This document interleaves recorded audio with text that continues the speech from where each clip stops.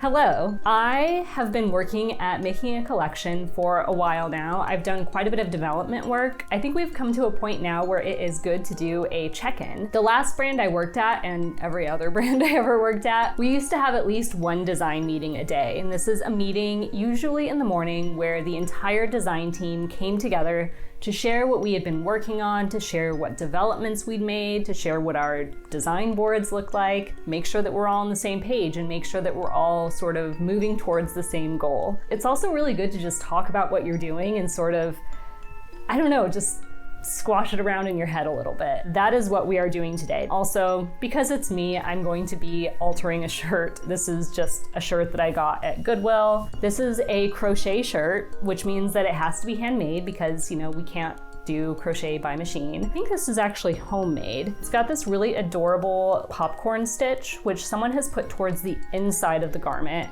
I don't know why. Maybe they decided they didn't like the popcorn stitch.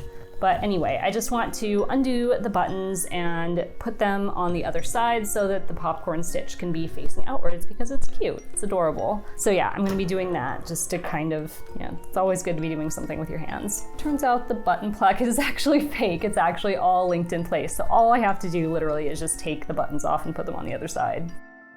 So I started this collection very loose and free and thinking, let's just see where this goes. And my concept was, I don't want to be stuck with a concept. I just want to look at historicism and fashion. And I think that I ultimately came up with my concept was looking at historicism through a modern lens. I talked about Le Corbusier and a lot of mid-20th century influences, which are really important to me because of who I am and where I live and everything. Honestly, when I started, I really thought that I was going to be looking a lot at medieval everything because medievalism and medieval imagery has always been very important to me. And then I started making a bunch of early modern, like late 16th, early 17th century clothing, and along with Victorian clothing, like late 19th, early 20th century clothing. For instance, I made the Elizabethan effigy bodies, which is awesome because it gave me a new sort of corsety pattern to play with. I made a farthingale, which again is really looking at the silhouette and structure on the body. Did some smocking, which of course is playing with the structure of the fabric and how that can interact with the body. What I've kind of realized is that I'm very interested in structure.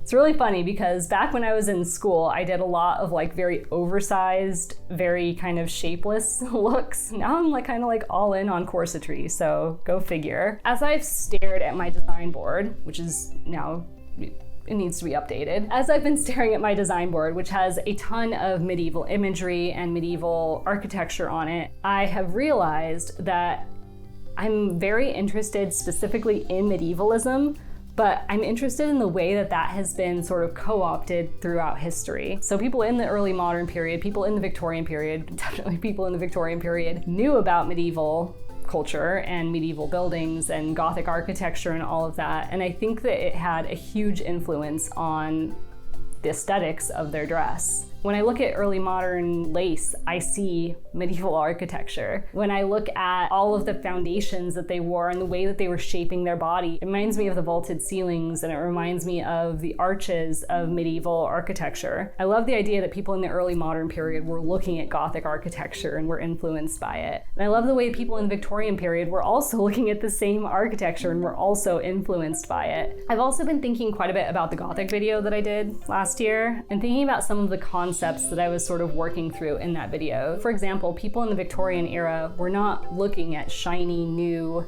perfect Gothic architecture. They were looking at crumbling, ruined Gothic architecture, and that had a lot of influence on the way that they sort of saw it. They were very macabre in the Victorian era, and we love that about them. They were a little bit weird. So what I think that I'm really interested in is medieval architecture and the way that it has influenced dress in the centuries to come. So another thing that I was very general about when I started to design this collection, I didn't really know what audience it was for necessarily. I mean, it's for YouTube, it's for you all. But when I worked in the industry, I was working for either the market, so I was working to sell clothes, or I was working towards a runway, so some ultimate presentation of some sort. As I mentioned in my sort of industry designing clothes video, I forget what it was actually called, designing for runway and designing for market is very different. It's a very different process and it has very different results.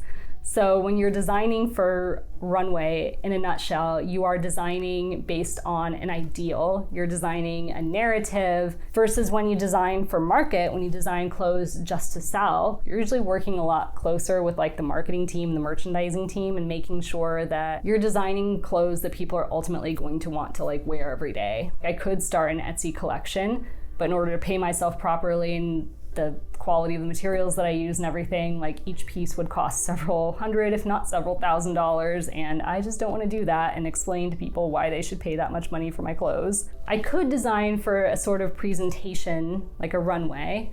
I don't have a runway, but there is a third way of designing that I didn't mention in my industry video, and that is designing in an academic way. I am privileged enough to have been to, arguably, maybe controversially, one of the most prestigious design schools in the country, maybe in the world. I went there for my bachelor's degree, and then I went back and got my master's degree, and then I've worked at some very large brands afterwards. And then, of course, now I'm a professor at a university, so I've got a lot of experience designing in an academic way. And it's very different from designing either for runway or for market. Designing in an academic way is usually project-based, and you're usually designing to a specific brief. The ultimate garment is meant to kind of show all of the technical skills that you've been learning, but it's also meant to push you, conceptually and help you to develop, a concept. And of course, in that way, you are the creative director. You're also the rest of the design house as well, but you're the creative director. When I got input from a creative director,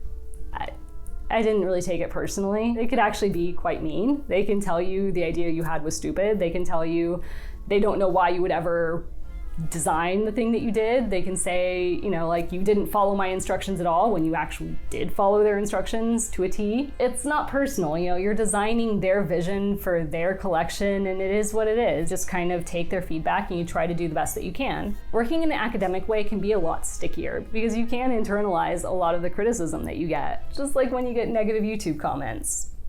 Just part of the territory, it's fine. But ultimately, the work that you do in a university setting is for personal growth. It's all meant to kind of push you forward, push your thinking forward, push your skill set forward. And I love that. I love that ultimate goal. Even though now at this point, I've been in the industry for decades now. I've even been doing this for a few years, but I'm still learning. I'm still pushing myself forward. A lot of what I do at this point is still experiment and, just being curious. So I think that fits a lot better with this whole context and delivery method. You can definitely look at it as every project that I've done has kind of been to a brief. We've talked about like how this collection started, how it has progressed.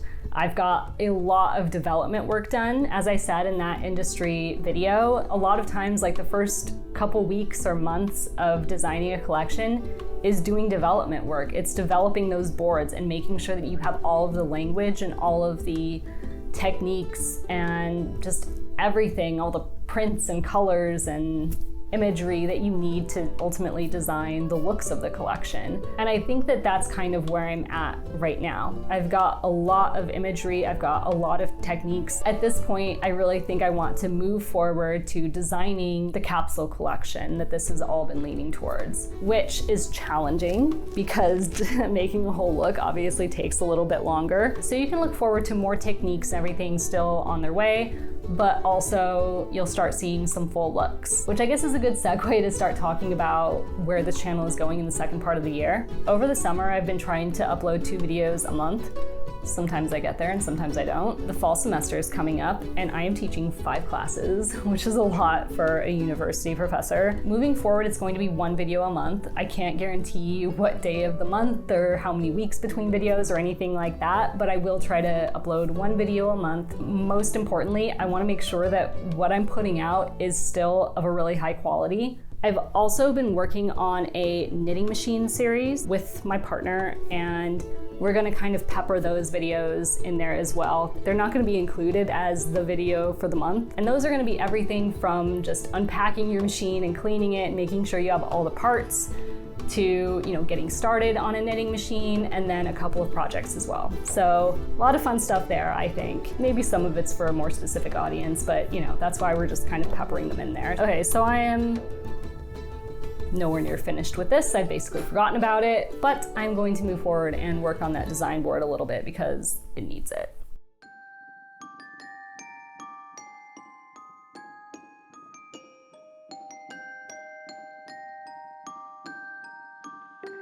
And thus the collection evolves, as these things always must.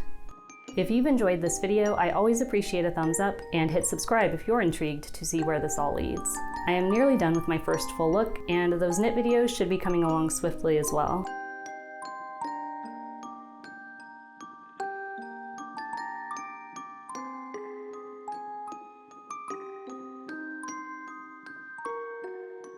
Bye!